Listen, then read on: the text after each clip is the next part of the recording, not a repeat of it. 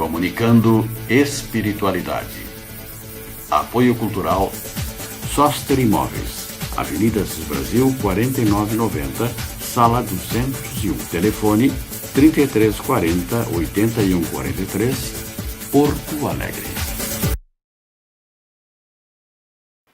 Comunicando Espiritualidade.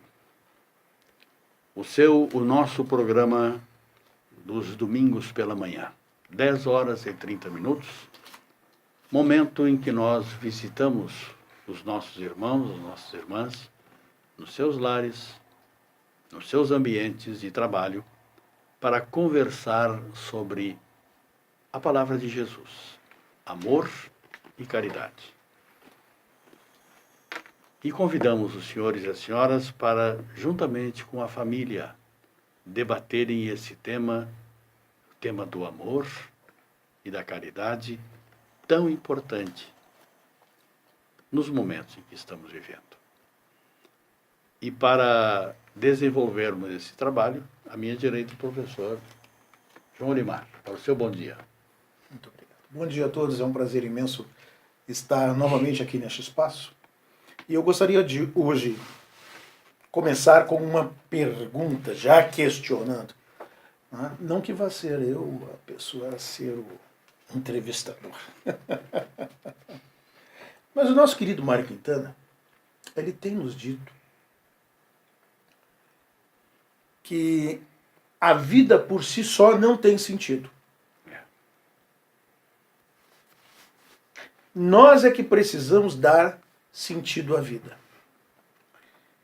Então a minha pergunta é, qual é o sentido da sua vida? Aguardo uma resposta. Doutor Marcos, para o seu bom dia, neste domingo, nesse programa que nós estamos iniciando agora. Bom dia aos nossos amigos, telespectadores, aos professores. É uma grande alegria estar novamente participando desse programa. E o professor Limar tira as palavras, né, da minha boca quando, na verdade, diz, né, qual é o sentido, pergunta qual é o sentido da sua vida. Porque, na verdade, a maior causa das vicissitudes da vida cotidiana é justamente as pessoas não fazerem essa busca, né? Não saberem ou não buscarem o sentido de suas existências. Um bom dia a todos. Já que nós estamos começando, professor, doutor, com esta pergunta do sentido da vida, hoje nós vamos tratar sobre a continuidade da vida, porque morte não existe. Nós devolvemos o nosso corpo à terra, haja vista que ele é um instrumento que o recebemos como ferramenta para a aprendizagem nesta escola que é a terra. Terra, sinônimo de escola.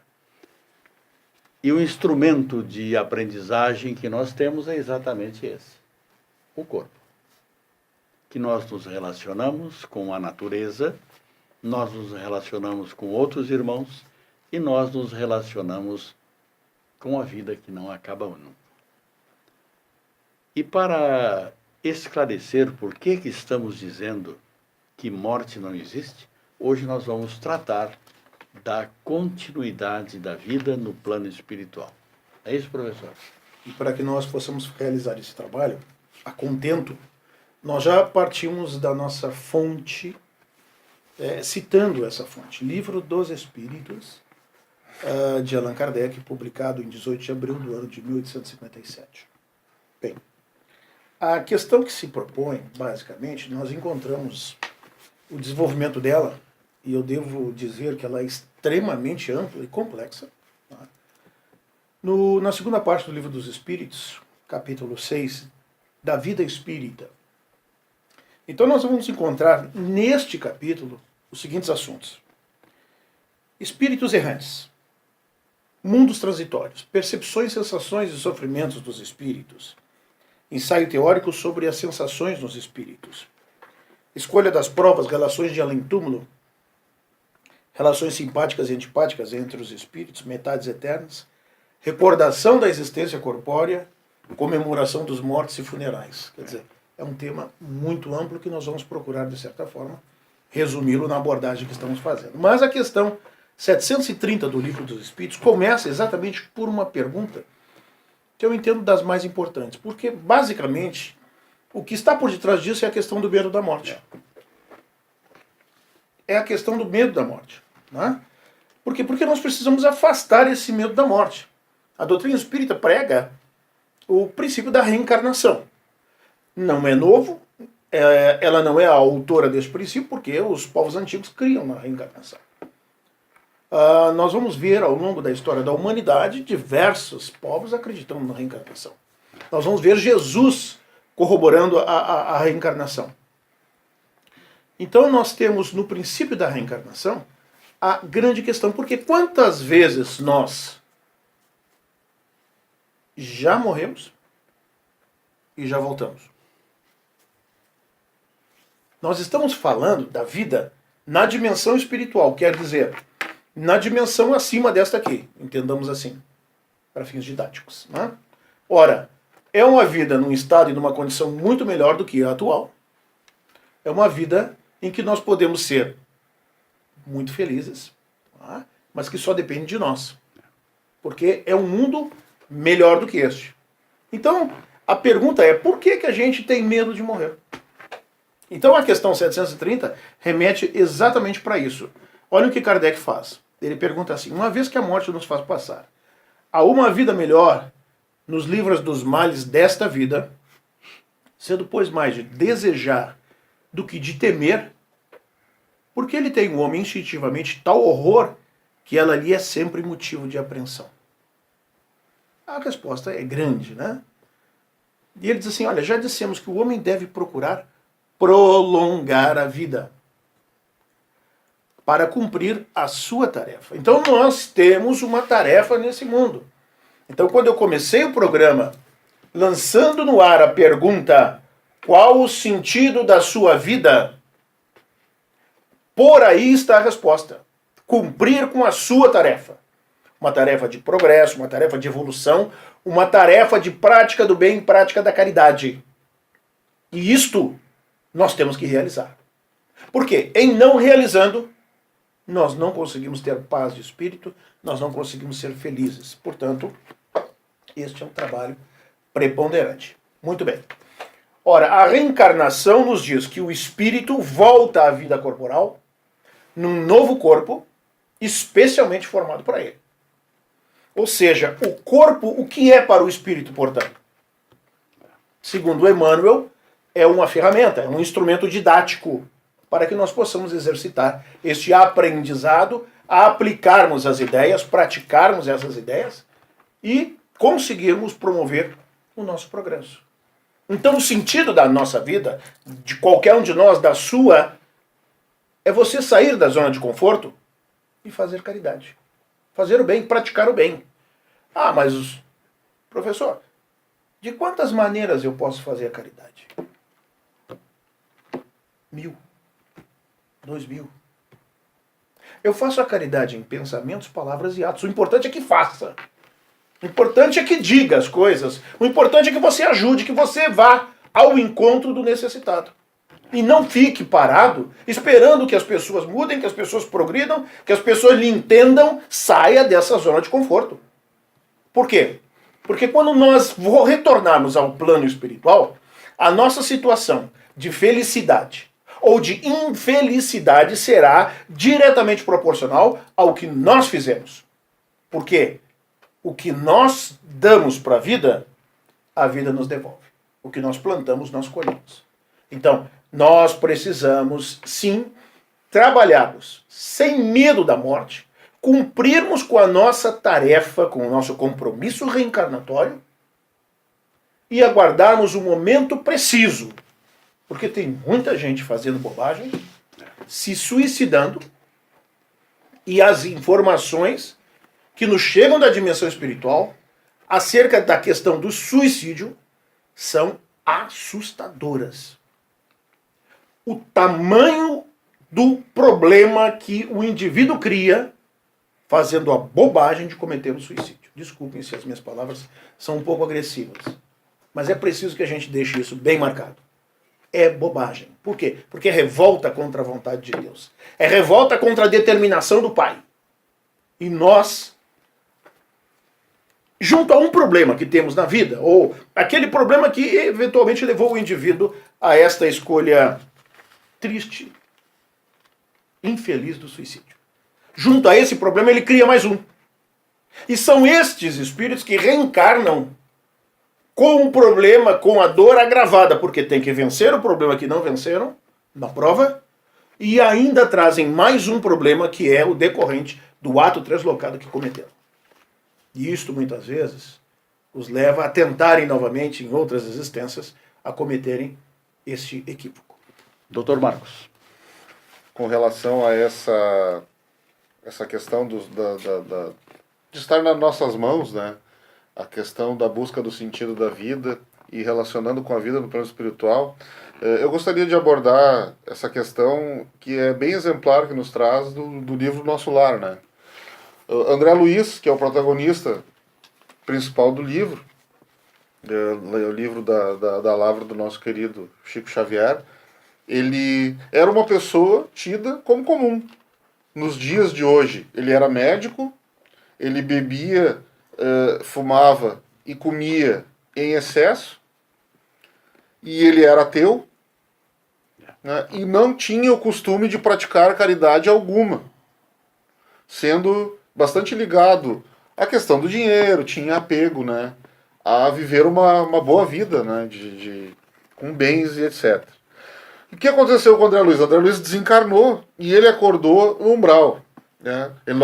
Ele, então, por ter se utilizado do seu corpo físico de uma forma com excessos, né, da alimentação, do tabaco e das bebidas alcoólicas, então ele acordou no umbral juntamente com espíritos da mesma linha dele, ou seja, espíritos que estavam desajustados, né, espíritos desequilibrados psiquicamente. Então ele não acordou no inferno. Com todo tipo de espíritos que teriam praticado todo tipo de agruras, né, na Terra. Não é bem assim. Isso que nós costumamos lembrar que a justiça divina, ela se assemelha à forma de como foi implementada a justiça na Terra. Né? Nós temos as agravantes e as atenuantes da nossa vida. Ou seja, se nós tivermos um tipo de existência, né, nós não vamos ser levados ao mesmo lugar que um estuprador, um pedófilo teve na Terra, nós não vamos ser levados àquele mesmo local, porque existe uma coisa chamada justiça. Então, André Luiz acorda no umbral, que é um local que fica logo acima da crosta da Terra. Nós vamos subindo, então, nesses mundos espirituais, conforme a matéria vai ficando menos densa, vai se subindo. Né? Então ele acorda no umbral, que é um local onde as nuvens são espessas, são extremamente escuras e marrons, porque a natureza psíquica dos espíritos que estão ali emanam aquelas nuvens e a luz solar não consegue penetrar. Então você consegue enxergar a penumbra. Então ele acorda neste local, aí a partir de então começam a surgir as informações das quais nos interessam. Ele se alimenta, quando sente fome, de raízes, de plantas, ou seja, no plano espiritual, sendo numa colônia espiritual, que no caso André Luiz morava no Rio de Janeiro, foi levado ao Nosso Lar, que é uma colônia espiritual que fica acima do Rio de Janeiro, logo após o umbral. Por isso que no filme ainda aparece ali aquela turma de socorristas, porque fica próximo ao umbral, que também está dividido em diversas linhas, né, esse umbral. Então, ele se alimenta de raízes quando sente fome, ele fica perdido durante 8 anos nesse local. E porque ele era ateu. E quando ele se dá conta, então, de pedir ajuda, de pedir socorro naquele desespero em que ele se encontrava, ele chama por Deus. Ele pede a Deus, se Deus existe, né? Ele pede socorro a Deus.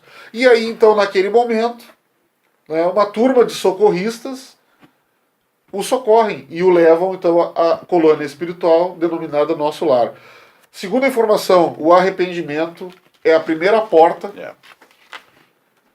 que o espírito desencarnado tem para começar, então, a galgar esferas um pouco melhores do plano espiritual. Chegando lá, então, no livro surgem diversas informações. Nós temos hospitais, nós temos sistema de transporte, nós temos alimentação, nós temos, se é uma cidade, nós temos prédios e tem ministérios, ali diz, tem casas, construções, para isso precisa de engenheiro, de arquiteto, existem jardins, existem plantas, e para tudo isso exige que uma pessoa trabalhe, exige profissão, ou seja, no plano espiritual há trabalho. Ninguém fica lá gozando de uma aposentadoria eterna. Né? Se nem os animais aqui no nosso planeta ficam, né? Porque até mesmo os gatos que dormem o dia inteiro à noite saem para caçar. Então, não existe o descanso eterno no céu, né? Essa aposentadoria eterna, porque na Terra nós vemos as pessoas que se aposentam, elas ficam 1 ano dentro de casa no primeiro ano e já não conseguem, não aguentam mais. Elas querem fazer alguma coisa, né? Elas querem ter algum tipo de ofício. Então, o plano espiritual, nesse livro, ele nos apresenta, e foi a primeira ocorrência que nós tivemos, né, de vida espiritual, ele apresenta o plano espiritual exatamente como é a Terra. Exatamente como é a Terra, é igual. Se você tem tendências ao uso da bebida alcoólica, tendências ao excesso da alimentação, tendências ao uso do tabaco, se você tentar se suicidar, se você se suicidar, não vai desaparecer. Se você tem um problema muito grave, uma decepção amorosa, e você se suicidar, isso não vai desaparecer. Esse sofrimento vai continuar lá porque é apenas uma continuação. É uma mudança de estado, uma mudança de densidade da matéria, que é um estágio da matéria em que nós aqui na Terra ainda não conhecemos. E importa é que quando você desencarnar, não importa o quando você vai desencarnar, assim como a sua casa mental, que você vai estar vibrando, né? Então, para onde nós vamos ser levados, quem vai definir isso é nós mesmos. Porque nós temos diversos locais, nós temos diversas colônias espirituais que são próximas do umbral, e lá são levadas as pessoas que precisam de socorro, as pessoas que estão em apego aos bens materiais, à sua casa, ao dinheiro. Quando você desencarnar, você vai querer pedir por socorro, ou você vai já querer chegar num local e já reencontrar os seus familiares na sua casa, assumir tarefas importantes das quais geralmente são as quais a gente gosta no plano espiritual, né? A gente reassume.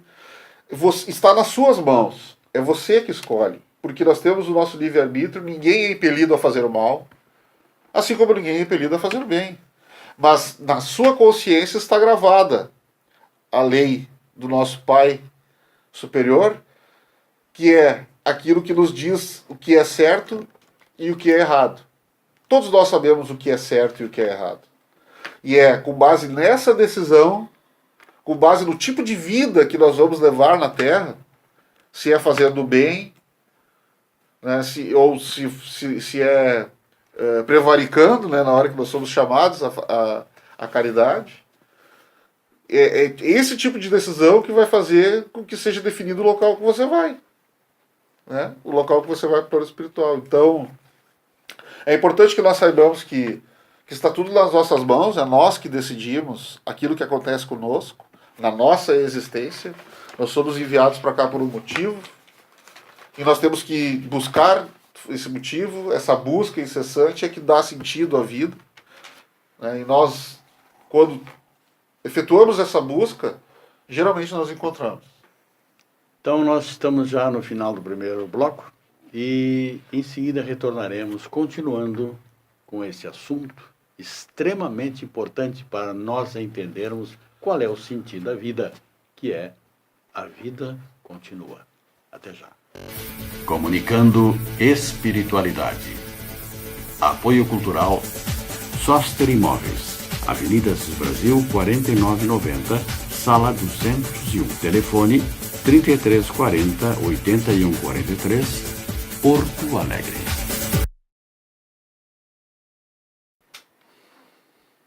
Comunicando espiritualidade. Hoje estamos desenvolvendo o assunto que é extremamente importante para a vida de todos nós. A vida não tem fim. Ela é permanente. É isso, professor?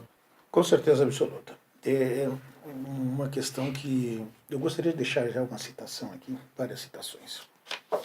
Porque eu entendo que muitos vão ter curiosidade em buscar algumas informações e o Livro dos Espíritos é fundamental. O Livro dos Espíritos de Allan Kardec. Mas também Alvorada Nova. Alvorada Nova, psicografia de Abel Gleis, ditado pelo Espírito Caibar Schutter, a editora Clarim. Francisco de Assis, psicografia de João Nunes Maia, ditado por Miramês.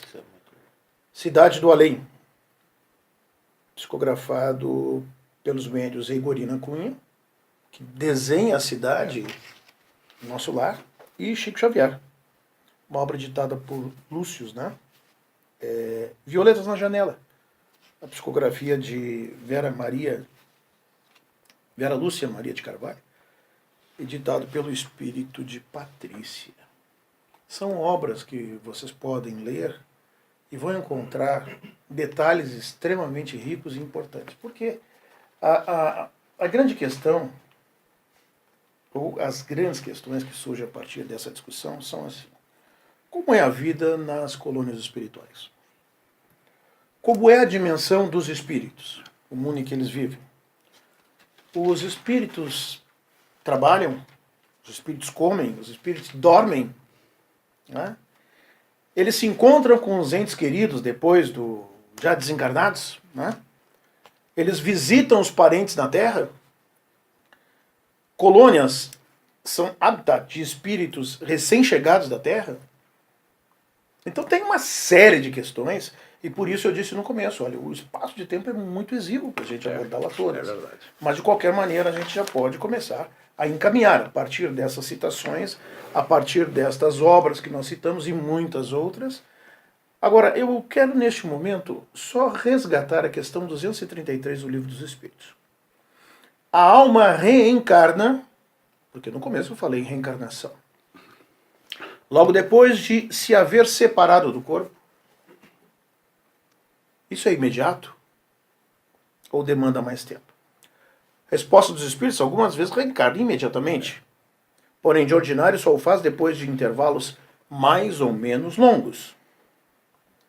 Nos mundos superiores, a reencarnação é quase imediata. Porque a matéria é menos grosseira, né? Tá, mas e aí Kardec pergunta assim, não, mas na questão é o seguinte, 224. O que é alma no estado das encarnações? Espírito errante, que aspira a novo destino, que espera. Errante é aquele que vagueia, tá? Não necessariamente o que erra, mas é aquele que ainda precisa reencarnar. Isso é o espírito errante. Aí vem uma pergunta, e é essa pergunta que eu quero realmente chamar a atenção. Quanto tempo duram esses intervalos? Quanto tempo é o intervalo entre as encarnações? Uma encarnação terminou, desencarnou, voltou para o plano espiritual. É um espírito errante. Quando esse espírito volta para a Terra, ele reencarna. Qual é o tempo que durou entre o desencarne e o reencarne? O intervalo de tempo. Quanto tempo dura? E aqui está a resposta. Desde algumas horas até alguns milhares de séculos. Milhares de séculos. Não é apenas 100 anos. E nós temos tido, a partir do contato com as entidades espirituais, muitas vezes casos de espíritos de mais de 700 anos, 1000 anos, que não reencarnavam. Tá? Sempre vai precisar reencarnar. Mas o tempo que vai se permanecer no nosso verdadeiro mundo, na verdadeira vida, é um tempo que vai variar de caso a caso. Ah, mas fazem alguma coisa? Eles trabalham? Bem, o Marcos estava falando que sim.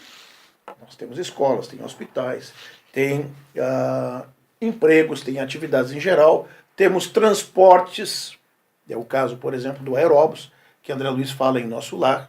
Tá? nós temos muitas coisas na dimensão espiritual. Há uma organização de todas as colônias espirituais. Então, sobre o Rio de Janeiro, a colônia Nosso Lar, que a maioria já conhece bastante, das informações derivadas de André Luiz.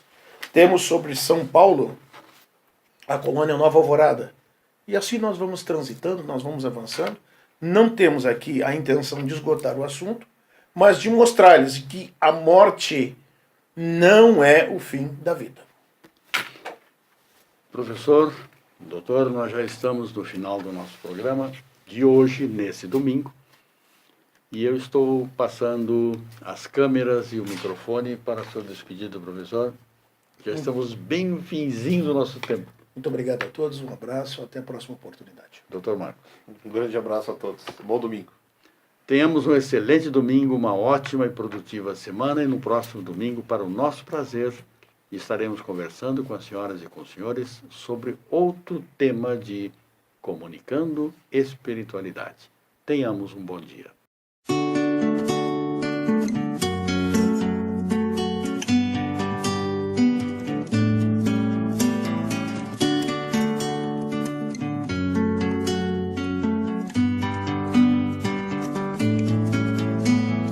Pelos caminhos do mundo existem o mal e o bem.